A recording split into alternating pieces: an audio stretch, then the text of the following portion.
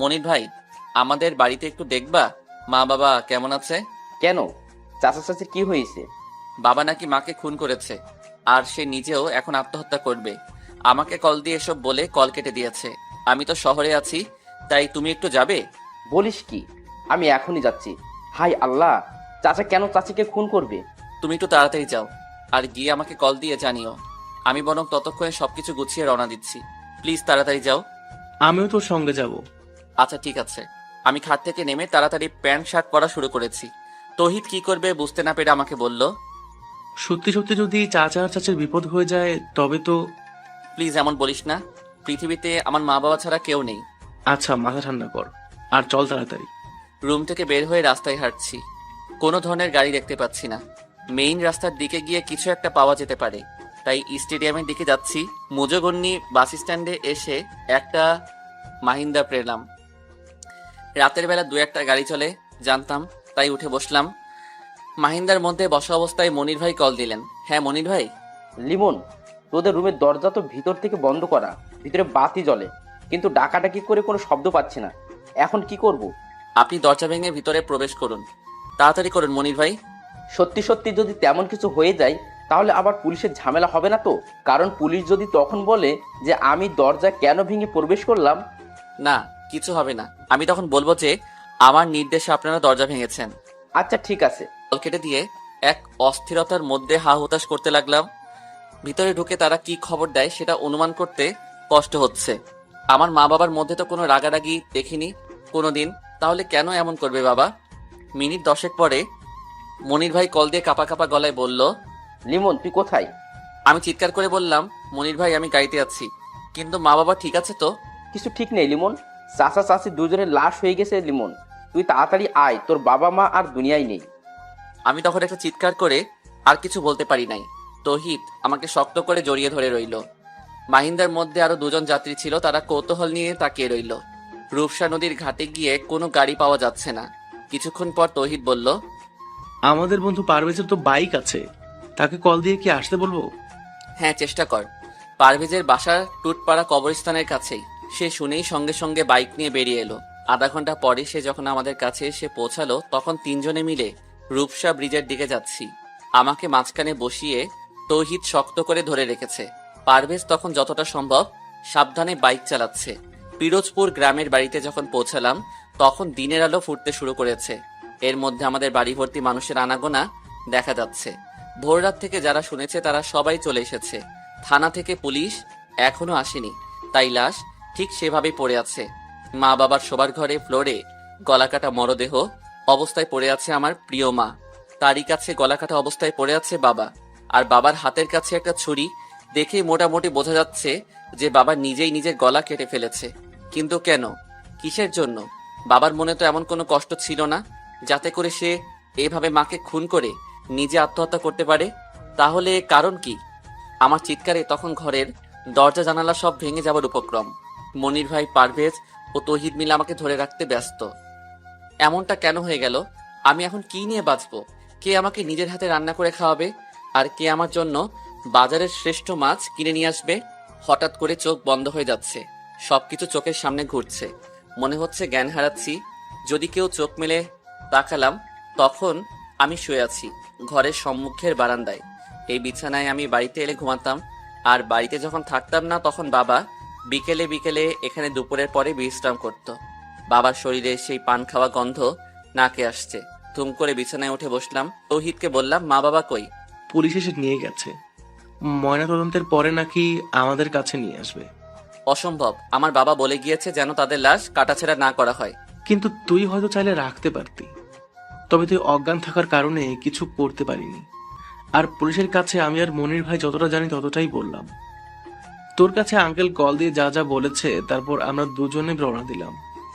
আর মনির ভাইদের দরজা ভেঙে ভিতরে প্রবেশ করার পর সবকিছু বললাম। এখন আমি আমার মা বাবার লাশ কাটাছেঁড়া থেকে রক্ষা করব কিভাবে? তুই চাইলে একবার চেষ্টা করতে পারিস। আঙ্কেল নিজে যদি এই আন্টিকে খুন করে নিজে আত্মঘাতী হয়, তাহলে আর কাটাছেঁড়া করে কি হবে? আর বাইরে দুজন পুলিশ এখনো দাঁড়িয়ে আছে, তাদের সঙ্গে কথা বলে দেখতে পারিস। পুলিশের সঙ্গে আমি আবার সবকিছু বললাম। তারা চেয়ারম্যান সাহেবের কাছে খবর দিতে বলে দিল। আমি চেয়ারম্যানকে কল দিলাম, মনির ভাইয়ের কাছ থেকে নাম্বার নিলাম। চেয়ারম্যান সাহেব কিছুক্ষণ পর আমাদের বাড়িতে এলেন। তারপর আমি তাকে বললাম যে মা বাবার লাশ ময়না তদন্তের দরকার নেই। তিনি বললেন যে তাহলে এমপির সঙ্গে যোগাযোগ করবেন এবং তিনি থানায় বলে দেবেন। মানসিকতার এতটা খারাপ অবস্থা, তবুও অনেক ঝামেলার মাধ্যমে মা বাবার লাশ ময়না তদন্তের হাত থেকে রক্ষা করলাম। কিন্তু মনের মধ্যে সেই একটা প্রশ্ন ঘুরছে, বাবা এমনটা কেন করলো? মাগরিবের কিছুক্ষণ আগেই মা বাবার দাফন করা শেষ হয়ে গেল। বাড়ি থেকে বের হব, পথে গেটের কাছে রাস্তার পাশেই ডান হাতে একটু ফাঁকা জমি আছে। বছর খানেক আগে একদিন সেখানে কিছু সুপারি গাছের চারা রোপণ করার সময় মা আমার সঙ্গে বলেছিল, তোর বাবা আর আমি মারা গেলে আমাদেরকে এখানে কবর দিস লিমন। আমরা তো মানুষ বেশি নয়, তুই বাড়ি থেকে বের হবার সময় আমাদের কবরে সালাম দিয়ে বের হতে পারবি। আবার যখন বাড়িতে ফিরবি তখনও আমাদের সালাম দিয়ে বাড়িতে প্রবেশ করবি। রাস্তা দিয়ে যখন মসজিদের ইমাম কিংবা কোনো ভালো লোক হেঁটে যাবে তখন আমাদের জন্য দোয়া করবে। আমি সেদিন হেসেছিলাম, কারণ আমার বিশ্বাস ছিল আমার মা বাবা এখনো অনেকদিন বাঁচবে। আসলে পৃথিবীর প্রতিটি মায়ের সন্তানেরাই চায় তাদের মা বাবা চিরকাল বেঁচে থাকুক। মা বাবাকে সেখানে কবর দিলাম। এখন আর চোখ দিয়ে পানি বের হচ্ছে না। দাফন কাজ শেষ করে সবাই চলে গেছে, শুধু আশেপাশের কিছু মানুষ আছে। মনির ভাই বরাবরই আমার কাছে বসে কান্না করছে।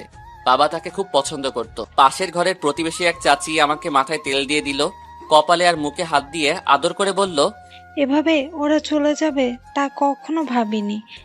যা হবার হয়ে গেছে, মনকে শক্ত কর, আমরা তো আছি। সারা দিনে মোবাইল বের করার সুযোগ হয়নি। সেই যে সকালবেলা পকেটে রেখেছি সেভাবেই পকেটে পড়ে আছে। বের করে দেখি মোবাইল বন্ধ হয়ে গেছে। চালু করতে গিয়ে দেখি চার্জ আছে। তাহলে মনে হয় চাপ লেগে বন্ধ হয়েছে, কারণ মোবাইলের ব্যাটারি একটু লুজ, তাই মাঝে মাঝে ধাক্কা লেগে বন্ধ হয়ে যায়।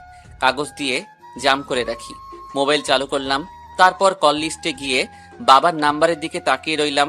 গতকাল রাতেও এমন সময় খাবার খেয়ে কল দিয়ে কথা বলেছিলাম, মাত্র 24 ঘন্টা। ইস! হঠাৎ করে চোখ গেল উপরে মেসেজের চিহ্নের উপর। মেসেজ অপশনে গিয়ে দেখি অনেকগুলো মেসেজ।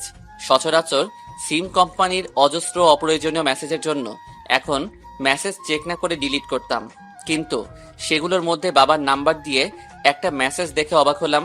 গতকাল রাত 2:53 মেসেজ এসেছে, আর বাবা আমাকে কল করেছিল রাত 3:09। মেসেজ পড়ে আমার হাত কাঁপছে। লেখা আছে, তোকে বাঁচাতে গিয়ে তোর মাকে খুন করলাম এইমাত্র। 25 বছরের সংসার জীবনে যাকে আমি কখনো একটা চড়ও মারিনি, তাকেই একটু আগেই নিজের হাতে জবাই করেছি। এখন আমার নিজের গলায় কাটবো। ওরা সবাই এখন আমার চারিদিক দাঁড়িয়ে আছে। তোকে কল দিয়ে বাড়িতে আসার জন্য আমাকে বলেছে। আমি সেই ফাঁকে তোকে কল না দিয়ে আগে মেসেজ দিচ্ছি। ওদের বলেছি যে নাম্বার খুঁজে পাচ্ছি না, তোকে কল দিয়ে আমি হয়তো নিরুপায় হয়ে বাড়িতে আসতে বলবো, কিন্তু খবরদার তুই আসবি না। কারা এসব করছে সেটা তোর জানার দরকার নেই, কিন্তু তুই আর কোনোদিন গ্রামের বাড়িতে আসবি না বাবা, না হলে ওরা তোকে খুন করে ফেলবে। আমি চাই না যে আমাদের মৃত্যুর জন্য তুই প্রতিশোধ নিস, তাই সেই খুনিদের নাম বললাম না। আমি আর তোর মা তোর জন্য জীবন দিয়ে গেলাম। আমাদের স্বপ্ন ছিল তুই অনেক বড় হবি রে। আমাদের স্বপ্ন পূরণ করিস বাবা। আকাশে বসে যেন তোকে দেখে আমি আর তোর মা হাসতে পারি। বাবার মেসেজ দেখে শরীর কাঁপছে। আমি তো এই মেসেজ গতকাল দেখিনি। বাবা আমাকে গ্রামের বাড়িতে আসতে নিষেধ করেছে, কিন্তু আমি তো না জেনে চলে এসেছি। তাহলে কি আমাকে এখন তারা খুন করবে? কিন্তু কারা খুন করবে? শেষ রাতের দিকে আমাদের ঘরে আগুন লাগিয়ে দেয় শত্রুরা। আমার 3 জন তখন ঘুমাচ্ছিলাম। ঠিক তখনই তৌহিদ আগুন আগুন বলে চিৎকার করতে লাগলো। আচ্ছা, আরেকটু খুলে বলি। তৌহিদ ও পারভেজ দুজনেই মেসেজ পড়ে চমকে গেল।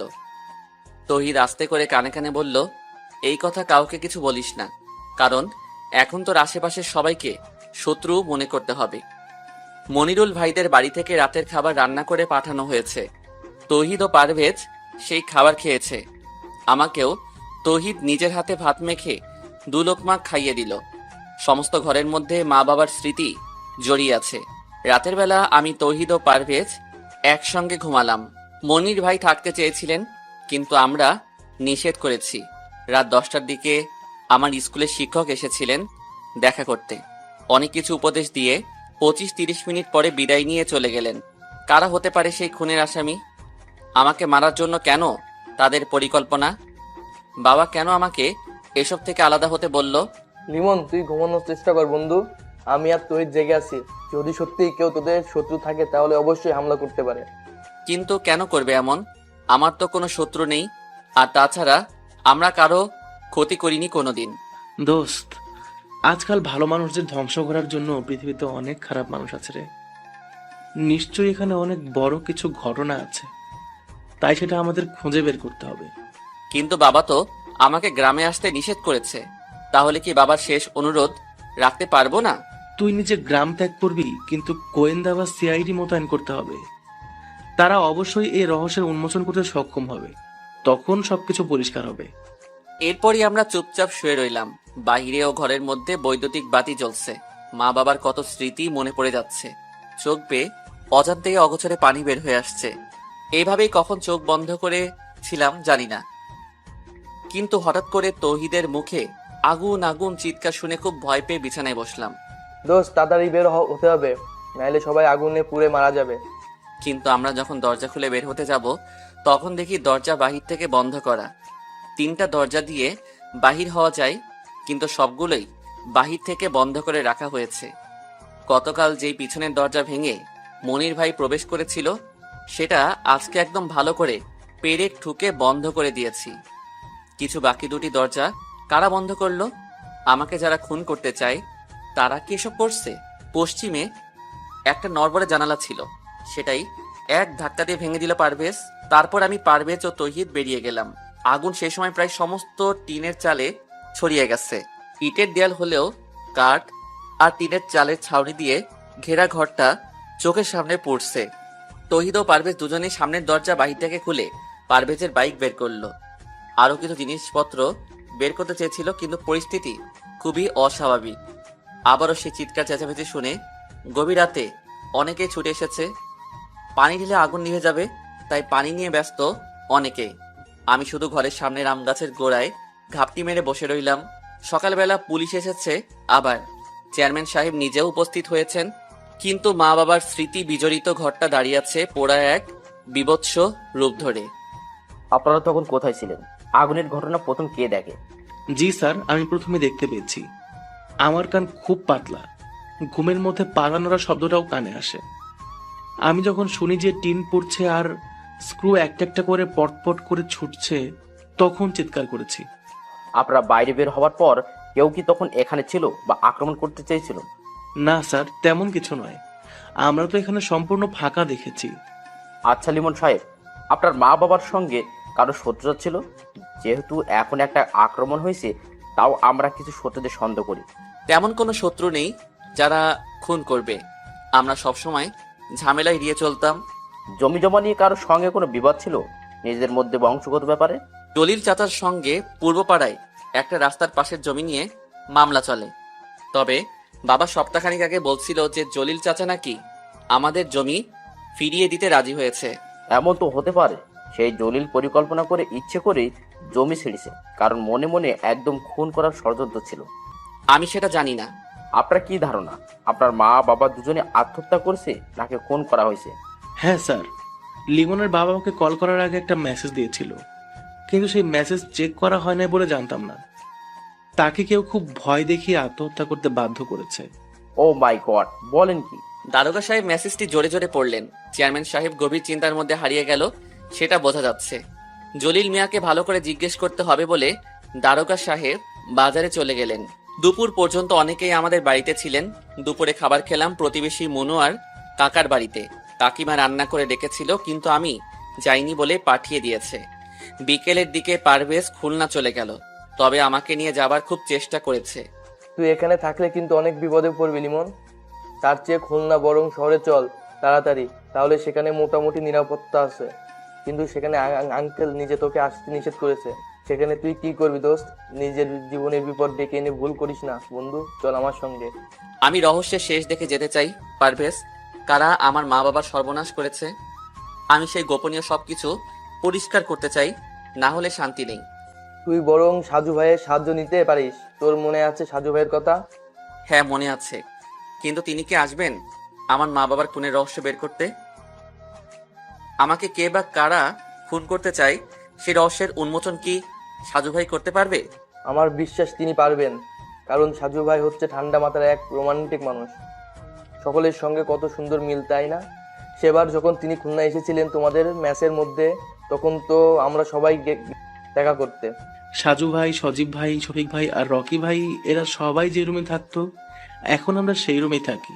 বললাম, ঠিক আছে পারভেজ, তুই বরং এখন সন্ধ্যা হবার আগে চলে যা। আমি আর তৌহিদ আগামীকাল সকালে খুলনা আসবো। তারপর সাজু ভাইয়ের সঙ্গে যোগাযোগ করে সবকিছু তাকে জানাবো। তাহলে রাতে থাকতে হবে কেন? মনির ভাই বললেন যে আজকে নাকি রাতের বেলা তিনি কিছু জরুরি কাগজপত্র দেখাবেন, সবকিছু আমাদের জমি জমার বিষয়ে, আর সেই সঙ্গে কিছু গোপনীয় কথা জানাতে চাই। তাহলে এখন দিনের বেলা সমস্যা কি? আমরা যে কতটা বিপদের মধ্যে তা কি সে জানে না? তাদের বাড়িতে সমস্যা হবে না পারভেজ, আর শুধু শুধু চিন্তা করিস না তো। ঠিক আছে, সাবধানে থাকিস, আর আগামীকাল সকালে উঠে রওনা দিস লিমন। আচ্ছা ঠিক আছে। সন্ধ্যার খানিকটা আগে বাজারের মধ্যে গেলাম আমি আর তৌহিদ। কিছুক্ষণ দাঁড়িয়ে থাকার পর একদম কর্নারের হোটেলের মালিক শাহজাহান কাকা আমাকে ডাকলেন। আমি তার কাছে যেতেই তিনি আমাকে নিয়ে হোটেলের পিছনে গেলেন। তার সঙ্গে সঙ্গে আমিও গেলাম। তোমার মা বাবার ঘটনার জন্য সবাই স্তব্ধ হয়ে গেছে, তাই সান্ত্বনা দেওয়ার ভাষা জানা নেই। কিন্তু তোমাকে কিছু গোপনীয় কথা জানাতে চাই, মনোযোগ দিয়ে শুনবে, তবে আমার কথা কাউকে বলবে না। কি কথা শাহজাহান কাকা? তোমার জলিল চাচার সঙ্গে ওপারে যে জমি নিয়ে মামলা ছিল সেটা কেন শেষ হয়েছে জানো? না তো। তোমার বাবা জলিল মিয়াকে ওই জমির জন্য টাকা দিয়েছে নতুন করে। কিন্তু ওটা তো আমাদের জমি, তাহলে কেন বাবা আবার টাকা দিবে? কারণ জমিটা নাকি তোমার খুব পছন্দের, তুমি নাকি সেখানে একটা পার্কের মতো মনোরম স্থান বানিয়ে বাগান করতে চাও। হ্যাঁ, কিন্তু তোমার বাবা আমাকে বলেছিলেন যে তোমার নাকি খুব ইচ্ছে ওখানে বাগান করবে, তাই তিনি অনেক চেষ্টা করেও জমিটা রক্ষা করতে চেয়েছে, কিন্তু নিজেই। জমির বিনিময়ে যদি জলিল চাচা টাকা নিয়ে থাকে তাহলে আবার ঝামেলা কিসের? সেখানেই ঝামেলা লিমন। আমি তো হোটেলের মানুষ, তাই অনেক কিছু জানি। কারণ বাংলাদেশের মধ্যে হোটেল বা চায়ের দোকানে সবচেয়ে বেশি আলোচনা হয়, দলীয় বা বিরোধী দলীয় সকল পক্ষের কথা জানা যায়। সকালে এক গ্রুপ আর বিকেলে অন্য গ্রুপ। আপনি কি তেমন কিছু জানেন? না বাবা, তবে আমারও পরিবার আছে, তাই বেশি কিছু বলে বিপদে পড়তে চাই না। যতটুকু বললাম ততটুকু দিয়ে খুঁড়তে আরম্ভ করো। কিছু খুঁড়তে আরম্ভ করো, সাপ এমনিতেই বের হবে।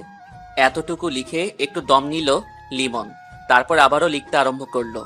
বাজার থেকে আমি, তৌহিদ আর মনিরুল ভাই ফিরে আসলাম। জলিল চাচার কথা কাউকে কিছু বলিনি এখনো। সাজু ভাই, আমি শুধু আপনার কাছে এগুলো জানিয়ে দিচ্ছি। বাড়িতে ফিরে এসে বারবার মনে হচ্ছে যে বিকেলে পারভেজের সঙ্গে চলে গেলে ভালো হতো, কারণ রাত যতই গভীর হচ্ছে ততই ভয় লাগছে। সবাই খাবার খেয়ে এখন ঘুমিয়ে আছে। রাত 11টা পেরিয়ে গেছে, আর গ্রামের বাড়িতে রাত 11টা মানে হচ্ছে অনেক রাত্রি। আমার কেন যেন মনে হচ্ছে আজকে রাতের মধ্যে আমারও কিছু একটা হয়ে যাবে। তেমন কোনো কারণ নেই, তবে বারবার সেটাই মনে হচ্ছে। হয়তো মনের ভয়, কিন্তু মনে হচ্ছে সেটা সত্যি। তাছাড়া ক্ষুদ্র একটা কারণ আছে। একটু আগে হঠাৎ করে জানালার পর্দার আড়ালে কাউকে দাঁড়িয়ে থাকতে দেখেছি। আমি আস্তে আস্তে জানালার কাছে গেলাম, আর তখন কারো পায়ের শব্দ দ্রুত সরে যেতে শুনতে পেলাম। তৌহিদকে সেই কথা বললাম, কিন্তু সে তেমন গুরুত্ব না দিয়ে ঘুমিয়ে আছে। গতকাল আর পরশু রাতে বেচারা ভালো ঘুমাতে পারে নাই, তাই এখন মনে হয় তাকে ঘুমে গ্রাস করেছে। আমি অবশ্য চাইলে ঘুমাতে পারি না। তাছাড়া জানালার ঘটনাটা খুব ভাবাচ্ছে আমাকে, তাই যতক্ষণ সম্ভব জাগ্রত হয়ে থাকতে চাই। পরশু রাত 3টায় বাবার সেই কল করার পর থেকে যা যা ঘটেছে সব কিছু সাজিয়ে লিখে দিলাম সাজু ভাই। সত্যি বলছি, আমার খুব ভয় করছে। যদি রাতের মধ্যে বা যে কোনো সময় আমি খুন হয়ে যাই, তাহলে সেই খুন আর মা বাবার খুনের রহস্য বের করার দায়িত্ব আপনার। আপনার এক ছোট ভাই হয়ে সেই দায়িত্ব আপনাকে দিলাম। আশা করি আপনি আসবেন। আমার বন্ধু পারভেজ, তৌহিদ ও আমার নিজের নাম্বার দিয়ে রাখলাম। যদি তৌহিদও আমার নাম্বারে না পান, তাহলে পারভেজের নাম্বারে কল দেবার অনুরোধ রইল। ইতি মোহাম্মদ লিমন, পিরোজপুর। গতকাল রাতে সাজু ভাইয়ের শরীর অসুস্থ ছিল, তাই তাড়াতাড়ি ঘুমিয়ে গেছিল, আর সকালবেলা অনেক দেরি করে ঘুম থেকে উঠেছে। তারপর ফ্রেশ হয়ে মোবাইলের মেসেঞ্জারে আসতে প্রায় দুপুর 12টা। অনেক পাঠক পাঠিকার মেসেজ এসে জমা হয়েছে। কেউ কেউ এখনো অ্যাক্টিভ, আবার অনেকে আনঅ্যাক্টিভ। সবগুলোর একটু সংক্ষিপ্ত রিপ্লাই করতে করতে হঠাৎ করে গতকাল রাত 12টার মেসেজ চোখে পড়ল। এমডি লিমন আইডি দিয়ে এত বড় একটা মেসেজ এসেছে, সম্পূর্ণ ঘটনা এখানে বর্ণনা করা। সে রাত 3টায় কল দিয়ে কথা বলা, শুরু থেকে গতকাল রাত পর্যন্ত ঘটে যাওয়া ঘটনার বর্ণনা। খুব মনোযোগ সহকারে সম্পূর্ণ ঘটনা পড়ল সাজু ভাই। তারপর বেশ কিছু সময় চোখ বন্ধ করে কিছু ভাবতে লাগলো। তৌহিদ ও লিমন দুজনের নাম্বার সত্যি সত্যি বন্ধ দেখাচ্ছে, তাই পারভেজের নাম্বারে কল দিল সাজু ভাই। বেলা তখন দুপুর 12টা 34। আসসালামু আলাইকুম, কে বলছেন? ওয়ালাইকুম আসসালাম, সাজু ভাই বলছি। তুমি কি লিমনের বন্ধু পারভেজ? জি ভাই, কেমন আছেন ভাইজান? আপনার কথা গতকাল রাতেও লিমনের সঙ্গে আলোচনা করেছি, কিন্তু আপনি নিজেই আজকে আমাকে কল দিলেন। ভাইজান, আমার বন্ধু খুব বিপদ, একটু সাহায্য করবেন? তোমার বন্ধু লিমন গতকাল রাতে আমাকে সম্পূর্ণ ঘটনা টেক্সট করেছে, কিন্তু আমি একটু অসুস্থ তাই রাতে রিপ্লাই করতে পারিনি, আর সকালেও অনলাইনে ছিলাম না। তোমার বন্ধু লিমন কেমন আছে? ভাই একটুও ভালো না। কেন? আজকে সকালে তো তৌহিদ আর লিমন শহরে যাবার কথা, যায়নি? না ভাই, গতকাল রাতে ওদের দুজনকে কারা যেন গায়েব করে দিছে। সরাসরি খুন করিনি, কিন্তু ধরে নিয়ে গেছে। দরজা ভিতর থেকে বন্ধ করা আছে, কিন্তু সেই বাড়িটা মাটি দিয়ে উঁচু করে তার উপর কাঠ দিয়ে নির্মাণ করা, তাই কাঠের নিচ থেকে মাটি খুঁড়ে রুমে ঢুকেছে। মাটি খোঁড়ার চিহ্ন এখনো পড়ে আছে, কিন্তু ওদের কোথাও খুঁজে পাওয়া যাচ্ছে না। তাহলে কি সেই মনিরুল লোকটার মধ্যে কোনো গন্ডগোল আছে? না সাজু ভাই, কারণ সকালবেলা পুকুরের মধ্যে পানিতে ভাসমান অবস্থায় মনিরুল ভাইয়ের লাশ পাওয়া গেছে। মনিরুল ভাইকে খুন করে ওদেরকে কিডন্যাপ করেছে। এলাকা ভয়ঙ্কর হয়ে গেছে। কি? লিমনের মা বাবা দুইজনে কবরের মাঝখানে একটা কাগজ পাওয়া গেছে, সেই কাগজে লেখা আছে, সরি আব্বাজান। কেউ ভাবছে লিমন আর তৌহিদ খুন করে এখান থেকে পালিয়ে গেছে, আবার কেউ বলছে তাহলে ওভাবে দরজা না খুলে মাটি খুঁড়ে বের হব, তো উপযুক্ত কারণ পাচ্ছি না। কিন্তু সকল মানুষের কথা কানে না নিয়ে সরাসরি গিয়ে সাজু দেখতে যাচ্ছে। সাজুদের গ্রামের বাড়ি বাগেরহাট, যেহেতু তাদের পাশের জেলা হচ্ছে পিরোজপুর, তাই সরাসরি সে আগে বাড়িতে যাবে। তারপর সেখান থেকে নিজস্ব বাইক নিয়ে পিরোজপুর যাওয়া যাবে। গুলিস্তান থেকে দোলা পরিবহনের লঞ্চ পারাপারের গাড়ির টিকিট সংগ্রহ করলো।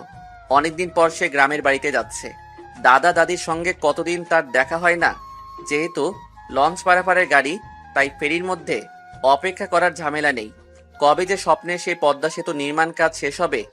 গ্রামের মধ্যে এখন এক অস্থিরতা তৈরি হয়ে গেছে, যেটা কল্পনার মধ্যে ছিল না।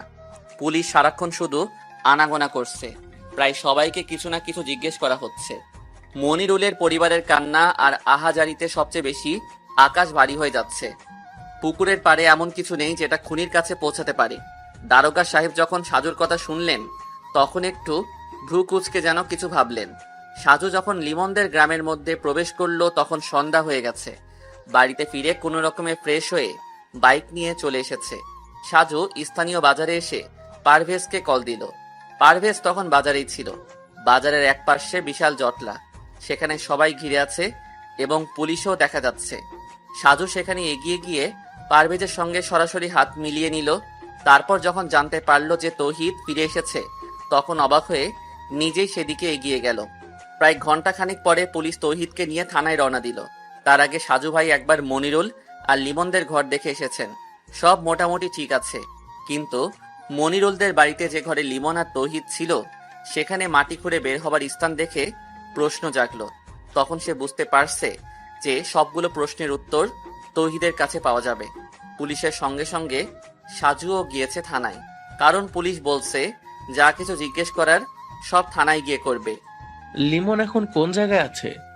আর সেদিন রাতে তোমরা কিভাবে কি করেছো?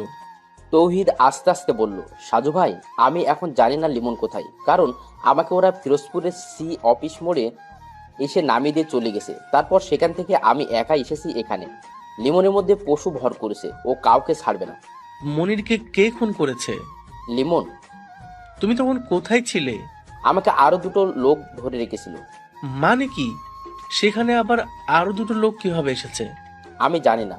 তুমি আর লিমন যে ঘরে ছিলে, সেই ঘরের মধ্যে মাটির শীট কেটেছে কে? আমি সেখানে গিয়ে স্পষ্ট বুঝতে পারছি যে ভেতর থেকে মাটি খুঁড়ে বের হয়েছে তোমরা।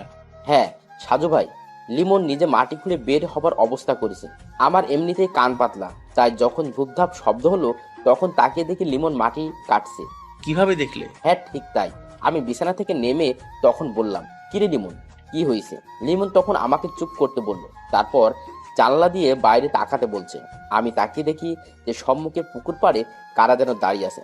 তাদের একজন হাতে সিগারেট ছিল, আর সেই সিগারেটের আগুন ওঠানামা করছে। তবে সামান্য আস্তে আস্তে কথাও কানে বাজছিল। তারপর আমরা সেখান থেকে গর্ত নিয়ে আস্তে আস্তে করে বের হলাম, দরজা করে বের হলে না কেন? কারণ দরজা বাইরে থেকে বন্ধ ছিল। তাহলে কি মনির? হ্যাঁ, লিমন সেজন্যই বাইরে গেছে এবং আমি তার সঙ্গে ছিলাম। কিন্তু সবচেয়ে বেশি অবাক হলাম কারণ দুটো লোক লিমনের পরিচিত। তারা তখন মনিরকে হাত পা আর মুখ বেঁধে দাঁড়িয়ে আছে। লিমন সেখান গিয়ে ওদের একজনের হাত থেকে একটা বড় ছুরি নিয়ে মনিরুল ভাইয়ের গলা কেটে দিল। কি বলছো তুমি? এতটা সহজ? আর লিমনের সঙ্গে তাদের কিসের সম্পর্ক? আমি জানি না, আমি এতটা হতভম্ব হয়ে গেছি যে সেখানে অজ্ঞান হয়ে মাথা ঘুরে পড়লাম। আর তারপর যখন হুঁশ হয়েছে তখন আমি একটা টিন দিয়ে ছাউনি করা ঘরের মধ্যে বন্দি। লিমন সেখানে ছিল না? না, তবে আরেকটা লোক এসেছিল কিছুক্ষণ পরে, আর তিনি বলেছেন যে আমাকে নাকি তারা পাঠিয়ে দেবে, তবে শহরের মধ্যে ছেড়ে দেবে, কারণ গ্রামের মধ্যে নিয়ে গেলে প্রচুর ঝামেলা হতে পারে। লিমনের কথা জিজ্ঞেস করনি? হ্যাঁ, তারা বলল আমি লিমনের বন্ধু, তাই তারা আমাকে বাঁচাতে দিচ্ছে, না হলে আমাকেও শেষ করে দিত। আমি যেন ফিরোজপুরে থেকে সরাসরি খুলনা শহরে চলে যাই আর কাউকে কিছু না বলি। যদি কিছু বলি তাহলে আমারও প্রচুর বিপদের মুখে পড়তে হবে।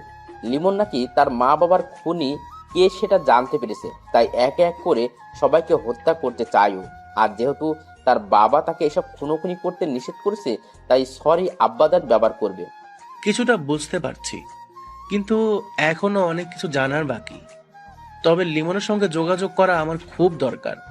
যিনি আমাকে এখানে আসার জন্য অনুরোধ করছে সে নিজেই এখন। আমি এসব বলতে চাই নাই, কিন্তু গ্রামের সবাই আর পুলিশ আমাকেও সন্দেহ করেছে, তাই এখন বাধ্য হয়ে বলছি। ঠিক আছে, তুমি আপাতত পুলিশের হেফাজতে থাকো, তারপর দেখি কি করা যায়। আচ্ছা ঠিক আছে সাজু ভাই, কিন্তু লিমন যে এভাবে পরিবর্তন হবে কখনো ভাবিনি। মাত্র কিছু সময়ের মধ্যে কিভাবে কি হয়ে গেল, আর তার সঙ্গে লোক দুটো যুক্ত আছে, কি ভয়ঙ্কর। থানা থেকে বের হয়ে সাজু নিজের এলাকায় চলে এসেছে। রাতের মধ্যে সেই গ্রামে থাকার কোনো মানে হয় না। আর পারভেজ তো থানায় আসার আগেই বিদায় নিয়ে চলে গেছে। রাত 10টার দিকে বাড়িতে ফিরে ডিনার করে নিজের বিছানায় শুয়ে সজীবের কাছে কল দিল। আসার পথে সজীব কল দিছিল, কিন্তু তখন কথা বলতে পারে নাই। হ্যাঁ সজীব, কি খবর? বেশি ভালো না সাজু। কেন? রুহির মা অসুস্থ, তাকে ঢাকা মেডিকেল কলেজ হাসপাতালে ভর্তি করা হয়েছে। রুহি এখন সেই হাসপাতালে আছে। আমি তো চট্টগ্রামে আছি, আর তুই আজকে নাকি বাড়িতে গেলি। হ্যাঁ, পিরোজপুরে একটা মামলার মধ্যে জড়িয়ে যাওয়ার সম্ভাবনা আছে, তবে আগের চেয়ে এটা বেশ জটিল মনে হচ্ছে। কি রকম? ছেলেটা খুলনায় আমরা যেই মেসে ছিলাম সেই মেসেই থাকে। ওর মা বাবা দুজনেই যে কোনো অদৃশ্য কারণে আত্মহত্যা করেছে, কিন্তু সেগুলোর পেছনে একটা চক্র কাজ করছে। তাদের সন্দেহ করে এখন ওই ছেলে খুন করা শুরু করেছে।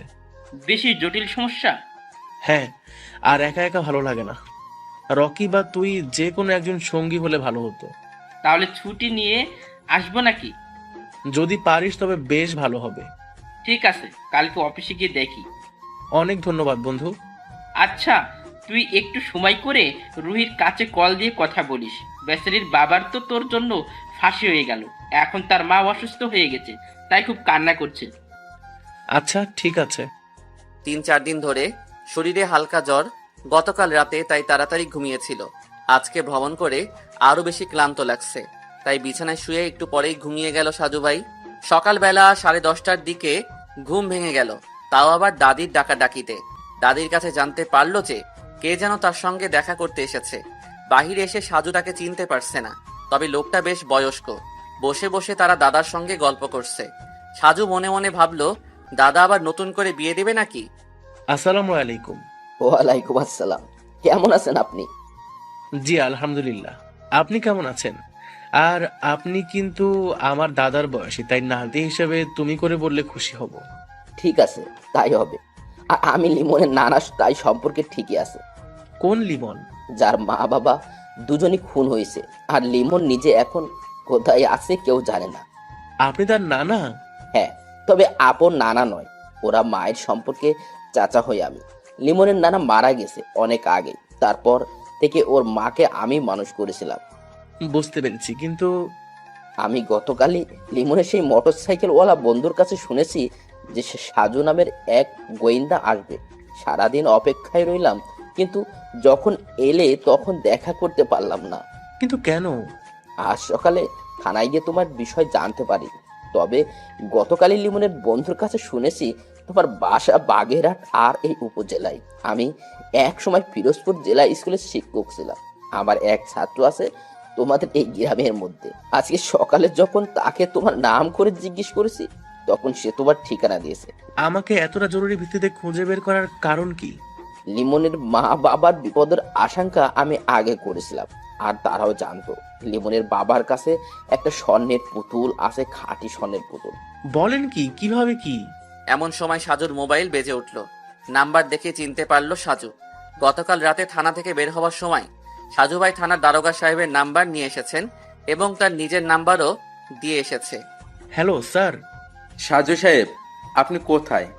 আমি তো বাড়িতে। আপনি? আমি এখন সেই লিমনদের গ্রামের মধ্যে তাদের স্থানীয় বাজারে আছি। লিমন তো আজকে রাতে এই বাজারের হোটেল মালিক শাহজাহানের নামের লোকটাকে খুন করেছে। কি? আর কিভাবে নিশ্চিত হলেন খুনটা যে লিমন করেছে? লাশের পাশে চিরকুট ছিল সরি আব্বাজান, আর আপনাকে উদ্দেশ্য করে কিছু কথার লেখা। আমাকে উদ্দেশ্য করে? হ্যাঁ সাজু সাহেব। কি লেখা আছে সেখানে? লেখা আছে, সাজু ভাই আমাকে ক্ষমা করবেন প্লিজ। আপনাকে যখন আমি ডেকেছি তখনও আমি রহস্য জানতাম না, কিন্তু এখন আমার চোখের সামনে সবকিছু পরিষ্কার, তাই আপনার কোনো সাহায্যের দরকার নেই। আমার মা বাবার হত্যার বিচার আমি নিজেই করব। খুব ভালো হয় যদি আপনি আর আমাদের গ্রামে না আসেন, কারণ আপনি থাকলে আমার ঝামেলা হবে। তাই আপনাকে সাবধান করে দিচ্ছি, আমার পথের মধ্যে যদি কোনো বাধা হয়ে দাঁড়ান তাহলে কিন্তু আপনাকেও বিপদে পড়তে হবে। তৌহিদকে মেরে ফেলা উচিত ছিল, শালাকে বন্ধু ভেবে ছেড়ে দিছি, আর সে সবকিছু বলে দিয়েছে। ভেবেছিলাম যে লুকিয়ে লুকিয়ে প্রতিশোধ নিতে পারবো, কিন্তু ওর জন্য আর হলো না। তৌহিদকে সাবধানে থাকতে বলবেন, কারণ ওকে নিষেধ করার পরও যখন সবকিছু বলে দিয়েছে তখন কিছুটা মূল্য দিতে হবে তাকে। এই শাহজাহান কাকা আমার বাবার সঙ্গে বেইমানি করেছে, বাবার কাছ থেকে পুতুলের কথা জেনে সেটা আরেকজনকে বলে দিয়েছে, তাই একে ঘুম পাড়িয়ে দিলাম। এখনো অনেক কিছু ঘটনার বাকি আছে, তবে খেলাটা আমি খেলতে চাই। দারোগা সাহেব, আমার মনে হচ্ছে যে লিমন এগুলো করছে না। আপনি কি লিমনের বন্ধু তৌহিদকে ছেড়ে দিয়েছেন নাকি আপনার হেফাজতে আছে? আমার কাছে আছে। তাকে আটকে রাখুন। নিশ্চয়ই তৌহিদ কোনো কিছু লুকাচ্ছে, কারণ একটা অদৃশ্য মেঘ চোখের সামনে ঘুরছে। দেখুন, সেটা হয়তো সম্ভব না। উপর মহল থেকে সকালবেলা কল এসেছে, তাই তৌহিদকে ছেড়ে দিতে হবে। মানে তৌহিদের উপরে লোক আছে? হ্যাঁ, তার এক আঙ্কেলের সঙ্গে এমপি সাহেবের খুব ভালো সম্পর্ক আছে, তাই এমপি সাহেবের সুপারিশে ছাড়তে হবে।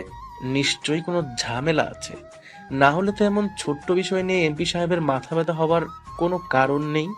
আর একটি কথা সাজু সাহেব, জি বলেন।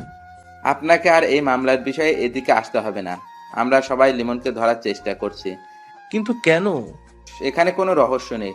সকালবেলা আমরা অর্ডার পেয়েছি যে লিমনকে যে কোনো মূল্য ধরে ফেলতে হবে, কারণ নিজের মা বাবার জন্য সে এখন হিংস্র মরিয়া হয়ে গেছে। সেই জন্য তাকে এই মুহূর্তে থামানো দরকার। আপনি কি লিমনের বাবার কাছে একটা পুতুল ছিল সেই বিষয়ে কিছু জানেন? কিসের পুতুল? স্বর্ণের পুতুল। না, জানতাম না, কিন্তু লিমনের চিঠিতে পুতুলের কথা উল্লেখ করা হয়েছে। ঘটনা কি? আমিও সঠিক জানি না, তবে সত্যি সত্যি যদি লিমনের বাবার কাছে সেই স্বর্ণের পুতুল থাকে তাহলে সেটা তিনি কোথায় পেলেন সেটা আগে জানতে হবে আমাদের। তারপর সেই পুতুল এখন কোথায় আছে আর তার সঙ্গে লিমনের নিজের জীবনের কোনো বিপদ আছে কিনা সেটা বের করতে হবে। কিন্তু আপনাকে তো এখন এইসবের মধ্য থেকে দূরে থাকতে বলা হয়েছে। এটা অন্যায়। আমি আমার নিজের মতো কাজ করে যাব, সেখানে বেআইনিভাবে কেউ কিছু যদি বলে তবে মানবো কেন? সেটা আপনার ইচ্ছে, তবে আমাদের কাছ থেকে আপনি কোনো তথ্য বা সাহায্য পাবেন না। আপনাদের কাছ থেকে না পেতে পারি, কিন্তু যদি আপনার কাছে চাই? মানে হচ্ছে সমগ্র পুলিশের সাহায্য দরকার নেই, শুধু আপনার সহযোগিতা কামনা করছি।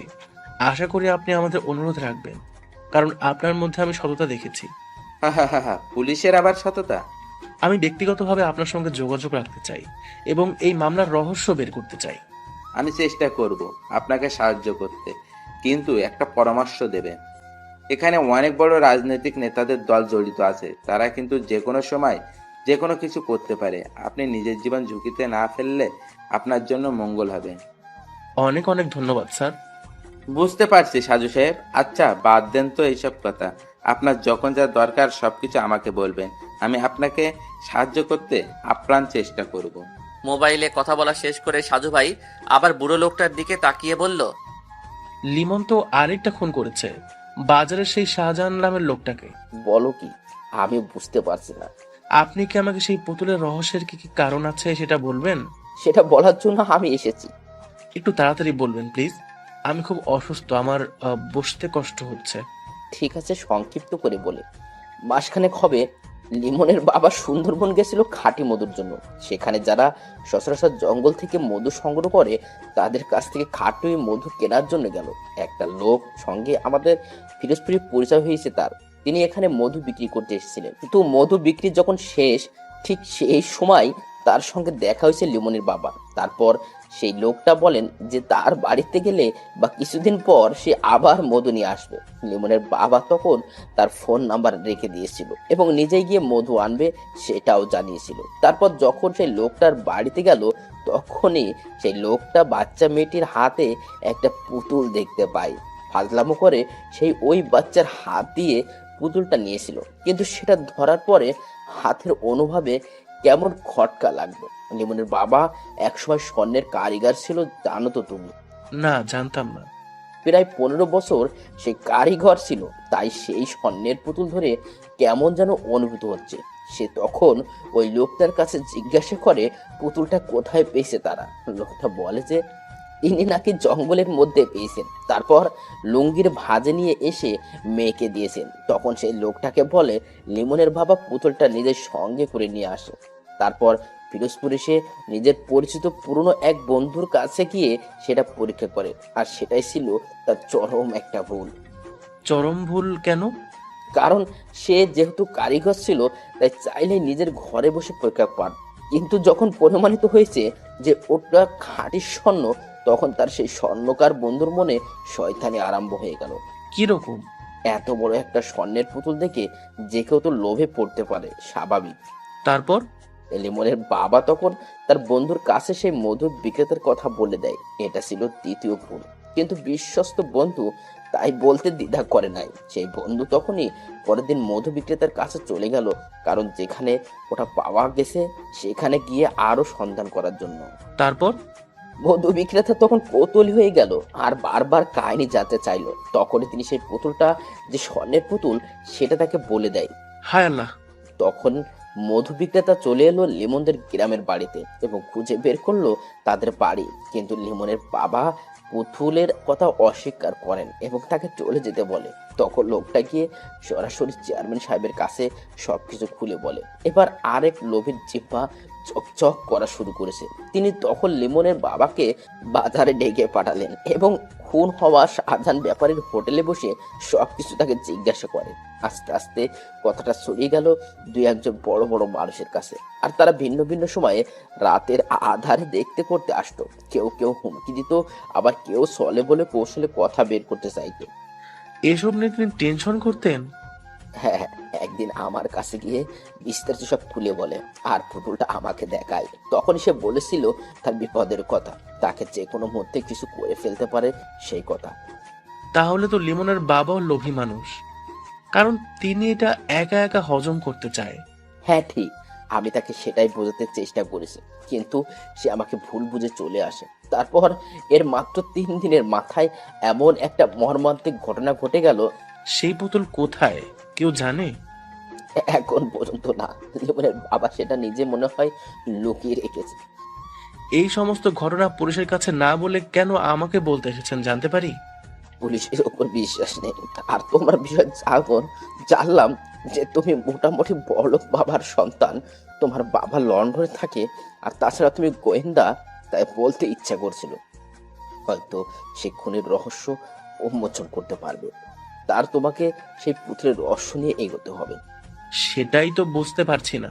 আমি এখন আসি, বেলা প্রায় দুপুর পেরিয়ে গেল। না না, দুপুরে খাওয়া দাওয়া করে যান। না, আমি চলে যাব, কিন্তু অবশ্যই আবার তোমার সঙ্গে দেখা হবে। ঠিক আছে। লিমনের যখন জ্ঞান ফিরেছে তখন সে একটা বন্ধ রুমে বন্দি, সম্পূর্ণ নতুন স্থান। এমন ঘরের মধ্যে সে কিভাবে এসেছে সেটাই তো বুঝতে পারছে না। বিছানার পাশে একটা চেয়ারে লাল গেঞ্জি পরে একটা লোক বসে আছে। তাকে চোখ মেলে যখন নড়াচড়া করতে দেখলো তখন শরীর ঝাড়া দিয়ে বলল, ডাক্তারের কথা তাহলে মিলে গেছে? কে আপনি? আর আমি এখানে কেন? আমি কে সেটা তোমার না জানলেও চলবে, তবে তুমি এখানে আসো কারণ তোমাকে এখন পুলিশের লোকজন ফোনে হয়ে খুঁজছে। পুলিশ? আমাকে? কিন্তু কেন? মনির ও শাহজাহান নামের হোটেল মালিকের খুন করার অপরাধে তুমি এখন মোস্ট ওয়ান্টেড আসামি। আমি কখন খুন করেছি?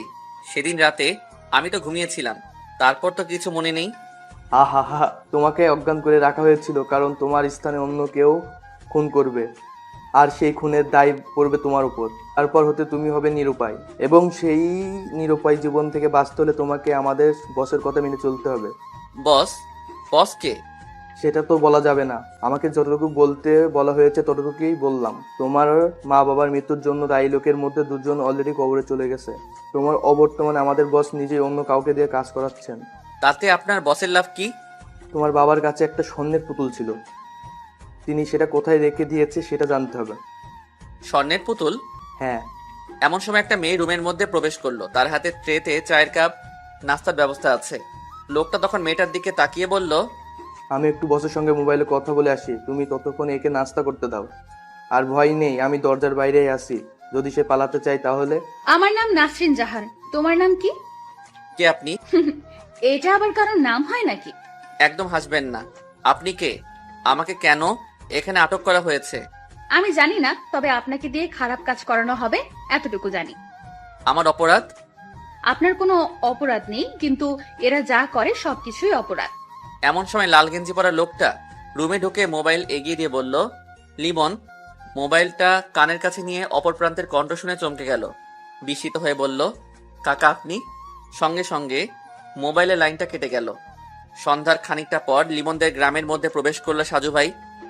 তার সঙ্গে আছে তাদের গ্রামের একটা ছোট ভাই, যার নাম রাজু।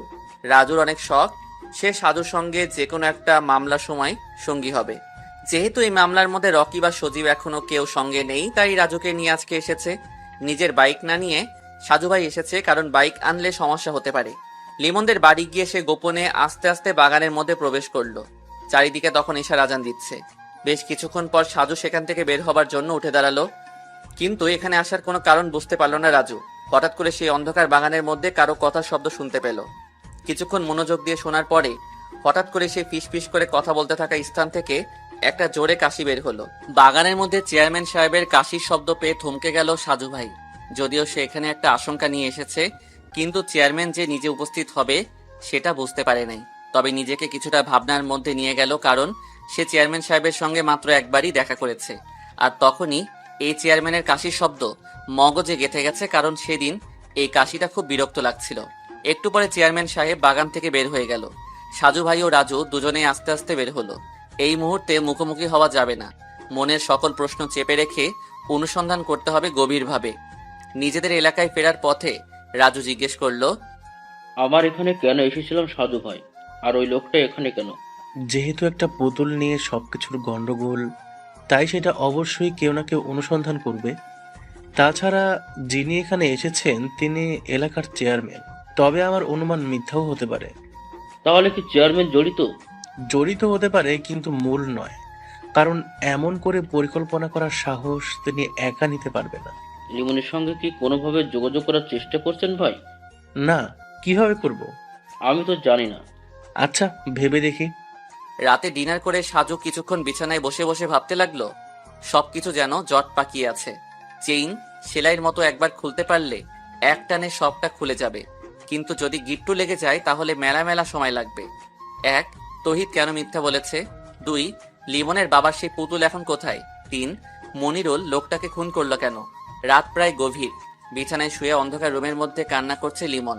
মা বাবার কথা বড্ড মনে পড়ছে তার। সন্ধ্যাবেলা ঘুমিয়েছিল, তখনই বাবাকে স্বপ্নে দেখলো।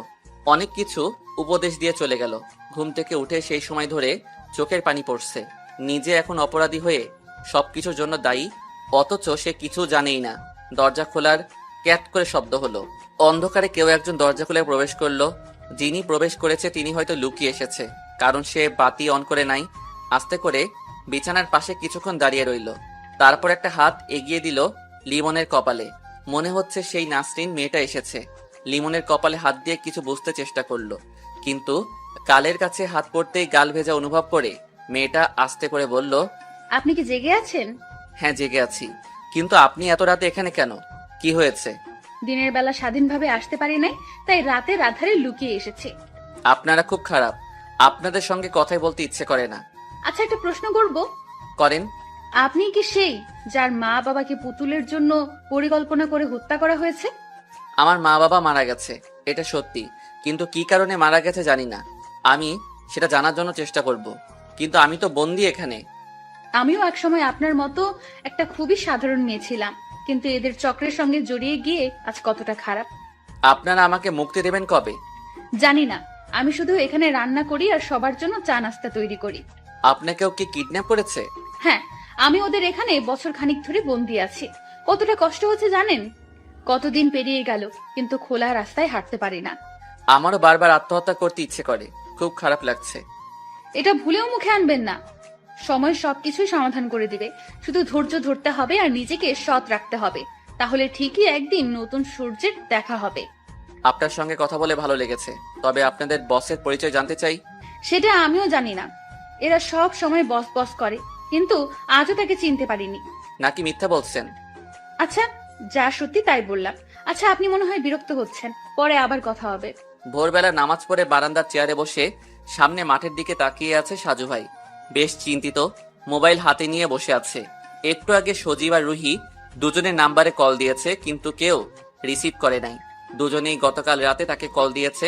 যেহেতু রুহির মা অসুস্থ, তাই চিন্তা হচ্ছে। তাছাড়া দুজনেই যখন কল দিয়েছে তখন নিশ্চয়ই কোনো কারণ আছে। কিন্তু সকালবেলা উঠে দুজনের নাম্বারই ট্রাই করা হয়েছে, কেউই রিসিভ করে না। অসুস্থ দুর্বল শরীর নিয়ে বসে আছে।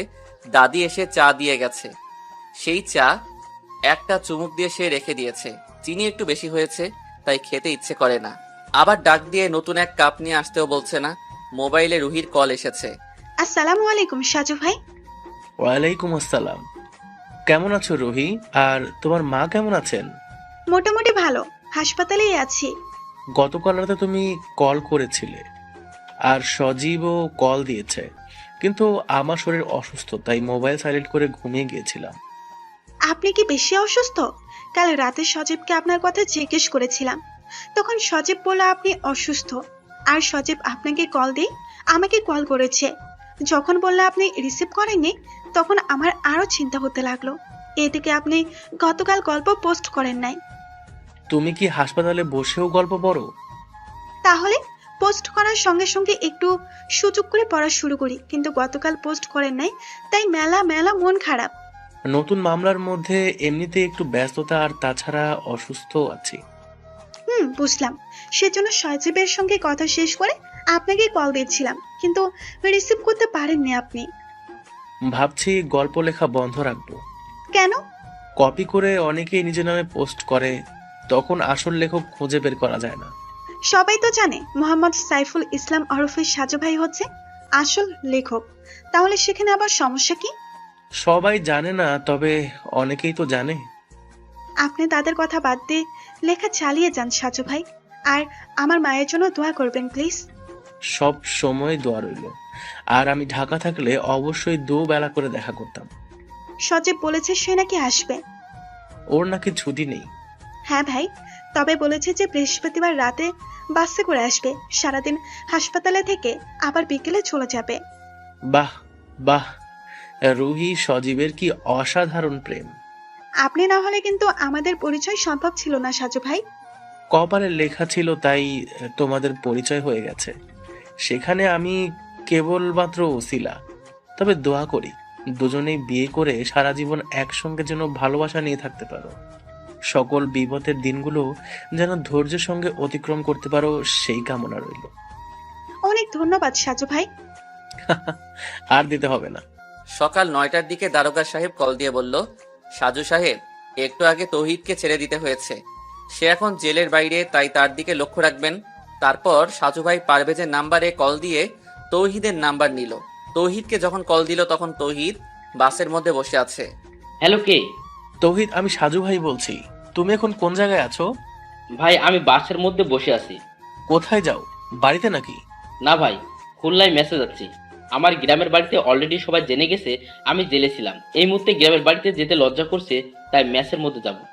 তুমি একটু সাবধানে থেকো, সবসময় বাহিরের মধ্যে ঘোরাঘুরি কম করবা।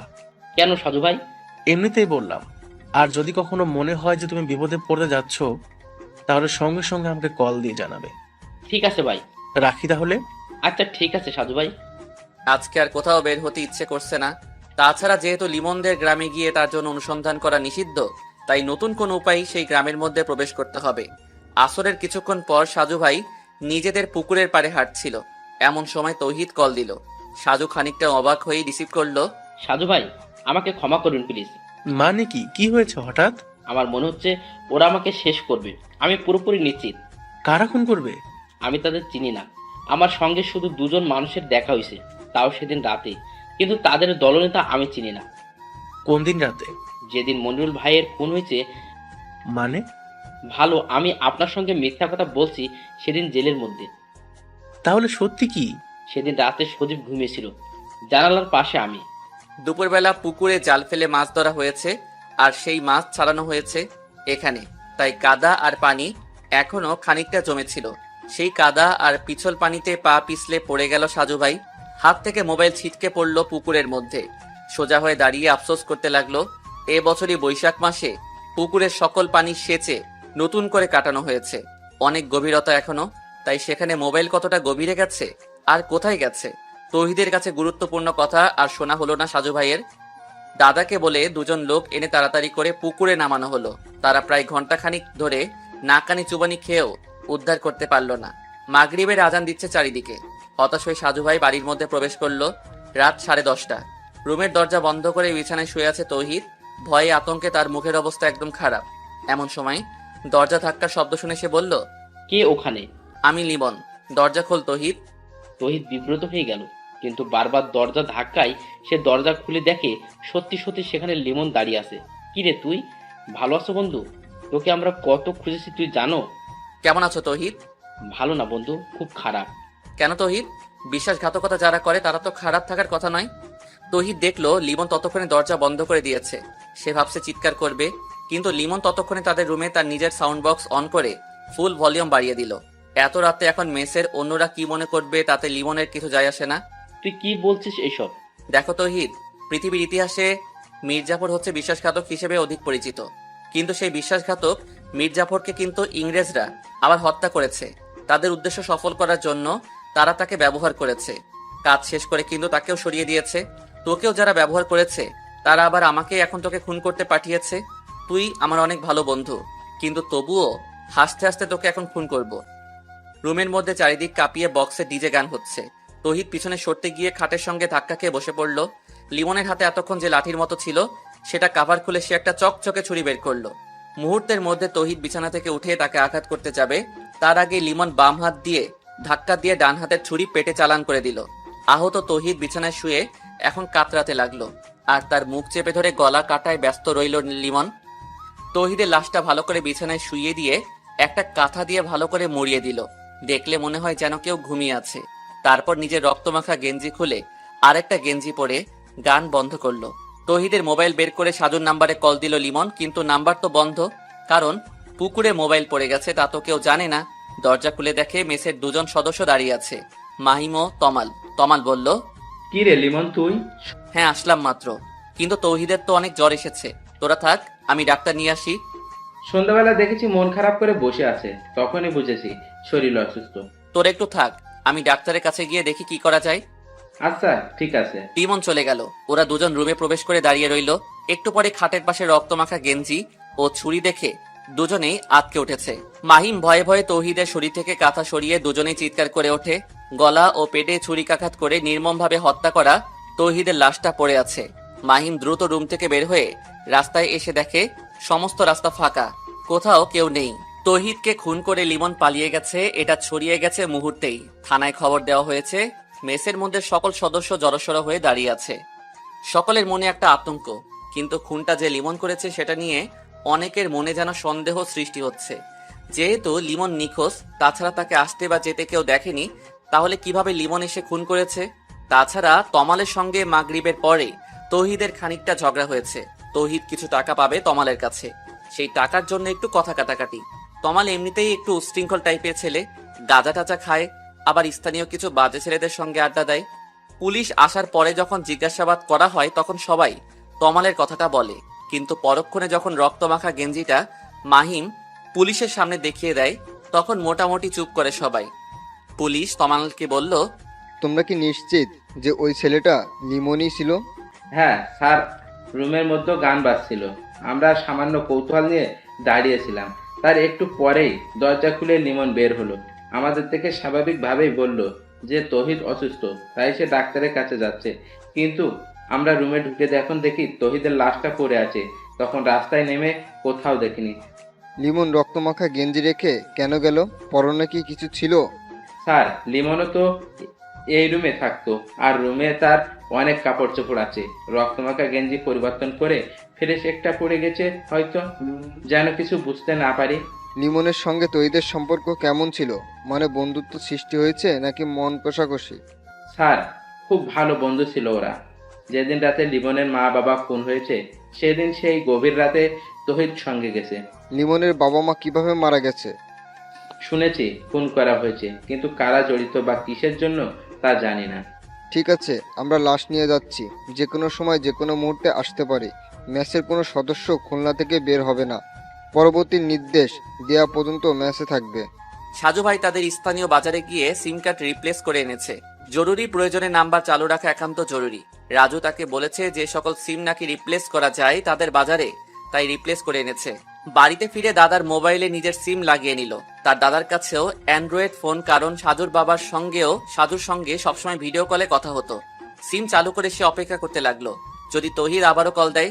তবে তখন ছিল রাত 11টার মতো। ততক্ষণে তহিদ খুন হয়ে গেছে, কিন্তু সাজু জানে না। ডিনার করে বিছানায় শুয়ে কবিতার সঙ্গে কথা বলতে ইচ্ছে করছিল, আর তাই মুখস্থ নাম্বারটা ডায়াল করলো। কবিতা রিসিভ করে বলল, যে মানুষটা বাড়িতে গিয়ে সঙ্গে সঙ্গে কল দেবার কথা সে আজকে কল দিল, তার মানে কি মাত্র বাড়িতে গেছে? তুমিও তো খবর নিলে না। অসুস্থ শরীর নিয়ে গ্রামের বাড়িতে আসলাম, একটা কল দিয়ে তো জিজ্ঞাসা করলে না কেমন আছেন সাজু ভাই। আমি যে কারো উপর অভিমান করে আছি সেটা বোঝার ক্ষমতা কি তার আছে? অসুস্থ মানুষের উপর রাগ করতে নেই, কারণ হুট করে মরে গেলে আফসোস করতে হবে। একদম মুখ ভেঙে দেব। কেন? মানুষ মরতে পারে না? তুমি কি আমাকে বিয়ে করবে? তারপর আমরা দুজন একসঙ্গে সংসার করব, আমাদের বাচ্চা হবে, তারপর দুজনেই মারা যাব। মৃত্যু কি কখনো সংবাদ দিয়ে আসে? তবুও মানুষ কিন্তু স্বপ্ন আর আশায় বেঁচে থাকতে চায়, তাই না সাজু? আমার শরীর সত্যি সত্যি খুব খারাপ, কিন্তু এমন একটা মামলায় জড়িয়ে গেলাম যে অসমাপ্ত রেখে কোথাও যাওয়া যাবে না। বেঁচে থাকলে এমন অসংখ্য মামলার রহস্য বের হতে পারবে। তুমি কিন্তু আমার নিষেধ করা সত্ত্বেও ওই মামলায় জড়িয়ে গেছো, আর সেজন্যই কিন্তু তোমার প্রতি আমার অসংখ্য অভিমান আর মনের মধ্যে কষ্ট। কষ্ট কেন? এখনো আমার কোনো কথার গুরুত্ব তোমার কাছে নেই, তাই কষ্ট লাগে। তুমি তো ভালো করে জানো যে আমি তোমাকে কতটা সময় দেই। জানি, সেটা আমার পরম সৌভাগ্য। হতভাগা এই কবিতার জীবনে তোমার মতো মানুষের ভালোবাসা পাওয়া সত্যিই ভাগ্যের। পৃথিবী বড্ড অদ্ভুত কবিতা। যে মানুষটা অনেক সাধনা করে তার প্রিয় মানুষটাকে চায়, আল্লাহ সেই মানুষটাকে তাকে দেয় না। নিষ্ঠুর পৃথিবী যেন আজকাল আর কারো কষ্ট বোঝে না। একজনের ভালোবাসা নিয়ে যায় অন্য কেউ। তুমি আমাকে সারা জীবন একসঙ্গে রাখবে তো? শুধু তোমার হয়ে থাকতে চাই। যদি কোনোদিন বিয়ে নাও করি তবুও তোমাকে আমার মনের মধ্যে রাখবো আজীবন। আর যদি বিয়ে হয়ে যায় তাহলে তো স্বপ্ন পূরণ হবে, তাহলে তো সমস্যা নেই। এখনো আমাকে জ্যোতির মধ্যে থাকতে হবে? কথার কথা বললাম। খেয়েছো রাতে? হ্যাঁ, তুমি? না, খাবো একটু পর। সন্ধ্যার পরে ঘুমিয়েছিলাম, আর একটু আগে ঘুম থেকে উঠে এসব নামাজ পড়লাম, তাই দেরি হচ্ছে। দুজনের মধ্যেই কথা চলে অজস্র। সবকিছু হয়তো আমাদের জানার দরকার নেই, তাই আপাতত তাদের কথোপকথন বন্ধ রাখলাম। 1.5 ঘন্টা কথা শেষ করে সাজু অনলাইনে গেল। বেশ কিছু মেসেজ জমা আছে। সেই মেসেজের ভিড়ে লিমনের আইডি দিয়ে মেসেজ দেখে সাজু অবাক হয়ে গেল। লিমন লিখেছে, সাজু ভাই আসসালামু আলাইকুম। আর কেমন আছেন সাজু ভাই? আমি আলহামদুলিল্লাহ ভালো আছি। এই কিছুক্ষণ আগে আপনার নাম্বারে কল দিলাম, কিন্তু নাম্বার বন্ধ। আমি এখন ভৈরব নদীর তীরে সেই চরেরহাট এলাকায় রাতের উত্তাল ঢেউ খেলানো শব্দের কাছে দাঁড়িয়ে আছি। একটু আগে তৌহিদকে খুন করে এলাম, হয়তো সামনে আরো বেশি বাড়তে পারে। আগের দুটো খুন আমি করিনি, তবু আমাকে ফাঁসানো হয়েছে। তৌহিদ আমার সঙ্গে বেইমানি করেছে সাজু ভাই। আপনি কখনো সেই চিরকুট পেয়ে বিশ্বাস করবেন না। কারণ আমি যাদের খুন করব তাদের কথা আপনাকে শুধু জানাবো, কখনো চিরকুট লিখবো না। কিছুক্ষণ স্তব্ধ হয়ে বসে রইল সাজু। সামান্য কিছু সময় মোবাইলের স্ক্রিনে তাকিয়ে মাথা ব্যথা শুরু করেছে, কিন্তু তৌহিদ খুন হয়েছে সেটা তাকে খুব ব্যথিত করছে। কিছু কিছু জায়গায় কল দিতে হবে, কিন্তু কারো নাম্বার নেই। তৌহিদ বেইমানি করেছে। গতকাল বিকেলে তার সঙ্গে কথা বলতে বলতে মোবাইল পানিতে পড়ে গেছিল। তৌহিদ তাকে কিছু একটা বলার চেষ্টা করেছিল, কিন্তু বলতে পারে নাই। সে হয়তো বুঝতে পেরেছিল তাকে খুন করা হবে, তাই একদম শেষ মুহূর্তে স্মরণ করেছিল। কিন্তু সেই বেইমানিটা কি, কিসের জন্য তাকে খুন হতে হয়েছে? খুব সকালবেলা ঘুম থেকে উঠে ফজরের নামাজ পড়ে বাড়ির সামনে হাঁটছিল সাজু। মোবাইলে যদি কারো কল আসে সেই অপেক্ষায় আছে, কিন্তু কই, কেউ তো কল দিচ্ছে না। অন্তত পারভেজ নিশ্চয়ই কল দেবে, কারণ তৌহিদ খুন হয়েছে। 7:30টার দিকে নাস্তা করার একটু পরে একটা অপরিচিত নাম্বার দিয়ে কল এসেছে। সাজু প্রথমে নাম্বার চেনার চেষ্টা করছে, কারণ এমনও হতে পারে যে আগে চিনতো, কিন্তু না, চিনে না। আসসালামু আলাইকুম। ওয়ালাইকুম আসসালাম। আপনি কি সাজু ভাই? জি, আমি সাজু, কিন্তু তোমাকে ঠিক। ভাইয়া, আমার নাম সোহাগী। আমাকে আপনি চিনবেন না, তবে আমি আপনাকে কিছুটা চিনি। ও আচ্ছা। সাজু ভাই, আমি একটা জরুরি কথা বলতে কল করেছি আপনার কাছে। হ্যাঁ বলো। আপনি লিমনকে তো চিনেন, কিছুদিন আগে যার মা বাবা খুন হয়েছে, আর সে নিজেও এখন খুন করে পলাতক। হ্যাঁ হ্যাঁ চিনি, কিন্তু আমি লিমনের গার্লফ্রেন্ড। আমরা দুজনেই দুজনকে পছন্দ করি। লিমনের মা বাবা আমার আর ওর সম্পর্ক জানতেন। হ্যাঁ আচ্ছা। আপনি কি আমাদের গ্রামে আজকে আসতে পারবেন? একটু জরুরি কাজ আছে। কি কাজ? আপনাকে একটা জিনিস দিতে চাই, যেটা নিয়ে খুব টেনশনে আছি আমি। কি জিনিস? একটা স্বর্ণের পুতুল। লিমনের বাবা আমাকে দিয়েছিল খুন হবার 2 দিন আগে। কি? সেই পুতুল তোমার কাছে? হ্যাঁ ভাই, পৃথিবীতে আমি ছাড়া কেউ জানে না। লিমনের বাবা জানতো, কিন্তু তিনি তো পৃথিবীতে নেই এখন। সেটা তুমি আমার কাছে দেবে? হ্যাঁ, কারণ এটার জন্য খুব সমস্যা হচ্ছে। ঠিক আছে, আমি আজকের মধ্যে তোমার সঙ্গে দেখা করতে আসবো। ধন্যবাদ সাজু ভাই। কল কেটে দিয়ে সাজু গভীর চিন্তার মধ্যে ডুবে যাচ্ছে। সোহাগী নামের মেয়েটা সত্যি বলছে, নাকি তাকে ফাঁসানোর জন্য কেউ কিছু প্ল্যান করেছে? চায়ের কাপ হাতে নিয়ে দাঁড়িয়ে আছে লিমন। তার পিছনে দাঁড়িয়ে রাগান্বিত হয়ে নানা ধরনের প্রশ্ন করে যাচ্ছে নাসরিন। লিমন সবগুলো প্রশ্নের উত্তর না দিয়ে এড়িয়ে যাবার চেষ্টা করছে, কিন্তু নাসরিন তাকে কথা বলেই যাচ্ছে। কি হলো, চুপ করে আছো কেন? তোমাকে কিন্তু আমি ভালো ভেবেছিলাম, কিন্তু তুমিও ওদের কথা মতো খুন করতে গেলে। যথেষ্ট কারণ আছে। আমি লিমন কারণ ছাড়া কোনো কিছু করি না। কি কারণ জানতে পারি? ওর জন্যই আজকে আমি অপরাধী। সেদিন সেই রাতে তৌহিদ যদি এদের সাহায্য না করত, তবে তো এভাবে আমি ফেঁসে যেতাম না। টাকার লোভ সবারই থাকে। তোমার বন্ধু ভুল করেছে, কিন্তু তুমি মূল খুনিদের না মেরে তাদের সঙ্গে হাত মিলিয়ে নিজের বন্ধুকে খুন করলে। বেশ করেছি। তুমি একটু চুপ করবে? তোমাকে কিন্তু এরা ব্যবহার করছে, একদিন তোমাকেও তারা স্বার্থে মেরে ফেলবে। তবুও তার আগে আমার মা বাবার মৃত্যুর জন্য দায়ী লোকদের আমি খুন করতে চাই। তারপর যদি আমাকে তারা সরিয়ে দেয়, তাতে আমার কোনো আফসোস নেই। নিজেকে নিয়ে ভাবতে পারো না? কিছুদিন আগেও খুব স্বপ্ন দেখতাম। মা বাবার মৃত্যুর সঙ্গে সঙ্গে সব শেষ হয়ে গেছে। তাদেরকে যখন কবরে দাফন করলাম, তখনই মনে হয় সব স্বপ্ন দাফন হয়ে গেছে। তুমি কিন্তু আগের দুটো খুন করোনি, তাই তুমি নির্দোষ প্রমাণ হতে পারতে, কিন্তু তোমার বন্ধুকে খুন করে এখন তুমি খুনি হয়ে গেলে। ভেবেছিলাম তোমাকে নিয়ে এই বন্দি থেকে বের হব, কিন্তু তুমি এখন যাও, বিরক্ত লাগছে। ভালো কথা কারোরই ভালো লাগে না। সবাই শুধু এই নর পিশাচিদের দলে যোগ দেয়, কেউ তাদের বিরুদ্ধে রুখে দাঁড়ায় না, আর এইভাবেই ওরা দিনে দিনে অপরাধের পাহাড় করছে। একটা কথা বলবো? বলো। আমি আমার মা বাবার খুনিদের শেষ করে যদি এদেরকে শেষ করতে চাই, তাহলে কি তোমার সহযোগিতা পাবো? কিন্তু ততদিনে ওরা তোমাকেও সরিয়ে দেবে। ওরা যেভাবে পরিকল্পনা করবে, আমি তার ঠিক উল্টো পরিকল্পনা করব।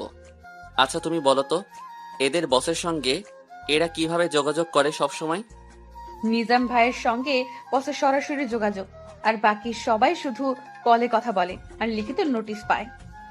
আচ্ছা ঠিক আছে। তোমাকে একটা কথা বলতে চাই লিমন। বলো। তুমি চাইলেই কিন্তু পালিয়ে যেতে পারবে, কারণ তোমাকে ওরা খুন করার জন্য বাইরে পাঠাবে, কিন্তু আমি চাইলেই পালাতে পারবো না। তাই যদি পারো তাহলে আমাকে মুক্ত করে দিও। আমি চেষ্টা করব, তবে আমার প্রধান লক্ষ্য আমার মা বাবার খুনিরা। সামান্য একটা স্বর্ণের পুতুলের জন্য সবকিছু যেন খুবই রহস্যময় হয়ে গেছে। হতে পারে সাধুর কাছে যেটা সামান্য সেটা অন্যের কাছে অসামান্য হতে পারে, কিংবা অন্য কিছু। রাজু আসলো একটু পরে। সাজু তখনও নিজের রুমের বারান্দায় বসে আছে। রাজু আসতেই সে তাকে বলল, কি খবর রাজু? তোমাকে মনে মনে স্মরণ করি আর তুমি এসে হাজির। আলহামদুলিল্লাহ ভাই, কিন্তু আমাকে হঠাৎ করে খুঁজছিলেন? হ্যাঁ, একটা কাজ করে দিতে হবে। কি কাজ ভাই? আমার সিমের যত নাম্বার সবগুলো আমি একটা ডায়েরিতে লিখে রাখি, তাই সেগুলো সব একটা করে সেভ করে দিতে হবে। ভাইজান, এগুলোর মধ্যে কিন্তু নাম্বার সেভ করে রাখা যায়, আপনি সেখানে রাখেননি? না, কেন যেন ইচ্ছে করে না, তাই সবসময় আমি ডায়েরিতে লিখে রাখতে পছন্দ করি।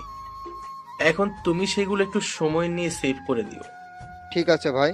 আমি গতকাল রাত থেকে নাম্বারগুলোর জন্য অনেক মন খারাপ করেছি, কিন্তু জ্বরে অচেতন আর মাথা ব্যথার জন্য মনেই ছিল না যে আমার ডায়েরিতে লিখে রেখেছি।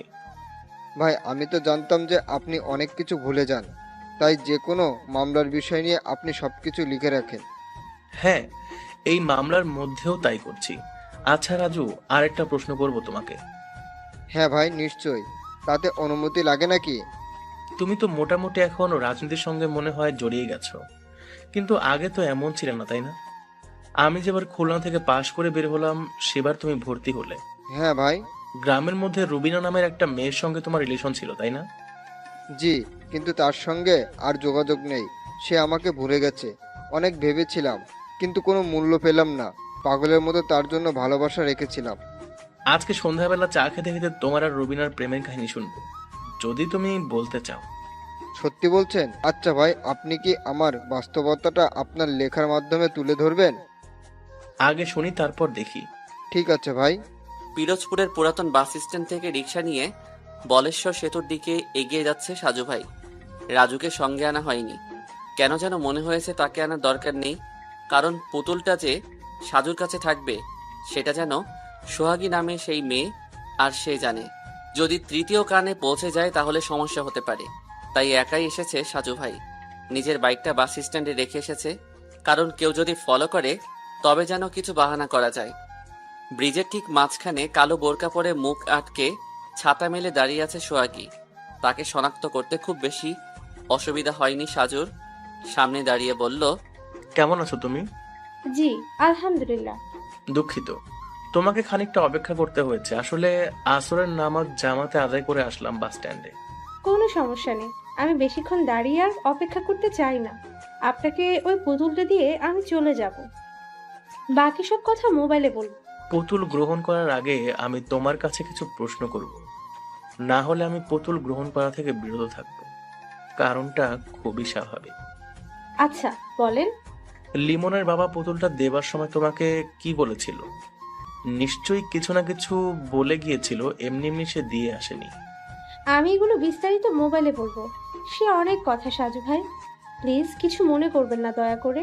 তোমাকে আমি কতটা বিশ্বাস করতে পারি? যদি তুমি আমার সঙ্গে কোনো গেম খেলতে যাও তবে কি পরিণাম হবে জানো? আপনি ভুল বুঝবেন না, আঙ্কেল এটা দেবার সময় আমাকে বলেছিলেন। তুমি তো আমার লিমনকে খুব ভালোবাসো। যদি বেঁচে থাকি তাহলে তোমাকেই আমার ছেলের বউ করব। আর যদি মারা যায় তাহলে তোমরা যেভাবেই হোক তোমার মা বাবাকে রাজি করিয়ে বিয়ে করবে। তারপর ব্যাগ থেকে পুতুলটা বের করে বলেন যে এটা হচ্ছে স্বর্ণের পুতুল, তোমাদের দুজনের উজ্জ্বল এক ভবিষ্যৎ তৈরি হবে। আমি বললাম, কিন্তু আমাকে কেন দিচ্ছেন? এটার পিছনে অনেক শত্রুদের নজর পড়েছে, সারাক্ষণ এটা নিয়ে বিপদে আছি, তাই তোমার কাছে রাখতে চাই। যদিও মাটির নিচে কিংবা কোথাও রাখতে পারি, কিন্তু যদি সঠিক সময়ে না থাকি তাহলে তো তোমরা এর সন্ধান করতে পারবে না। তুমি যত্ন করে রেখো। আঙ্কেল তাহলে নিজের সব বিপদ অনুভব করতে পেরেছিল, কিন্তু তার ভুল ছিল তিনি এটা অন্য কারো কাছ থেকে এনে নিজের স্বার্থপরের মতো ভোগ করতে চেয়েছিলেন। আপনি এটা নিয়ে যান সাজু ভাই, নাহলে আমি সবসময় আতঙ্কে থাকবো। তুমি যে এটা আমার কাছে দিচ্ছ সেটা পৃথিবীর কাউকে বলার দরকার নেই, এমনকি লিমনের কাছেও তুমি বলবে না, কারণ লিমন নিজে এখন অপরাধী হয়ে গেছে। আমি কাউকে বলবো না, তবে আপনার কাছে একটা অনুরোধ রইল, লিমনকে যেভাবেই হোক বাঁচিয়ে দেবেন। আমি ওকে চাই। চেষ্টা করব, কিন্তু সে গতকাল রাতে তার বন্ধু তৌহিদকে খুন করেছে। আমি আজকে সেখানে যেতাম, কিন্তু তোমার জন্য যাইনি। আগামীকাল সকালে খুলনায় সেই মেসে যাব। ভালো থাকবেন সাজু ভাই। তুমিও। পুতুল নিয়ে আবারও রিক্সা করে ফিরোজপুরের পুরাতন বাস স্ট্যান্ডে এসে নিজের বাইক নিয়ে সরাসরি চলে এলো সাজু ভাই। তাদের গ্রামের স্থানীয় বাজারে যখন এসেছে তখন বাজারের মসজিদে মাগরিবের নামাজ শুরু হয়ে গেছে, তাই তাড়াতাড়ি অজু করে নামাজ পড়তে গেল। নামাজ শেষ করে বাজার থেকে রাজুকে নিয়ে বাড়িতে ফিরল সাজু। রাজু তার দায়িত্ব পালন রেখেছে। সাজু ভাই মোবাইলের ডাটা চালু করে কিছুক্ষণ অনলাইনে হাঁটাহাঁটি করছে। হঠাৎ করে চোখে পড়লো বেশ কিছু মেসেজ রিকোয়েস্ট জমা হয়ে গেছে। গতকালও ছিল। লেখালেখির জন্য অনেকেই মেসেজ করে। সাজু সময় নিয়ে তাদের সঙ্গে গল্প করতে পছন্দ করে। অনেকে অনেক কিছু জিজ্ঞেস করে। সাজুর রিলেশনশিপ স্ট্যাটাস ডিভোর্স দেখে অনেক প্রশ্ন করে। সাজুর সেই জবাব দিতে মাঝে মাঝে খুব বিরক্ত লাগে, তবুও সে যতটুকু সম্ভব রিপ্লাই করে।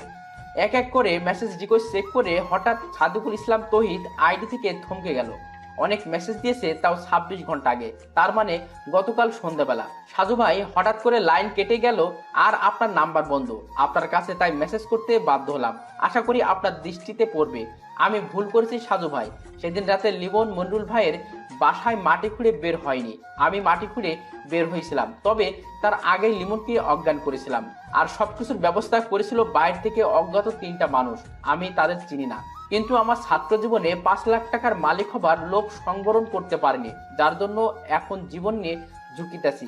তাই নিজের খানিকটা ভুলের কারণে লিমন বিপদে পড়েছে, আর আমি হলাম পাপী। মনির ভাইকে খুন করেছে বাইরের কিছু মানুষ, আর লিমন তখন অজ্ঞান ছিল। খুনের মধ্যে লিমনের এলাকার চেয়ারম্যান সাহেবের হাত আছে। আর বাকিটা শেষ করার আগেই সাজুর দাদি মোবাইল টান দিয়ে নিয়ে গেল। সাজু অসহায় হয়ে তাকিয়ে রইল, আর দাদি বলল, কতক্ষণ ধরে চা খেতে ডাকছি, সব সময় শুধু মাথা ব্যথা বলে চেঁচামেচি করো, আর মোবাইলের দিকে এত তাকিয়ে থাকো কেন? তাড়াতাড়ি চা শেষ করো, না হলে ঠান্ডা হয়ে যাবে। গুরুত্বপূর্ণ একটা খবর পড়ছি দাদি।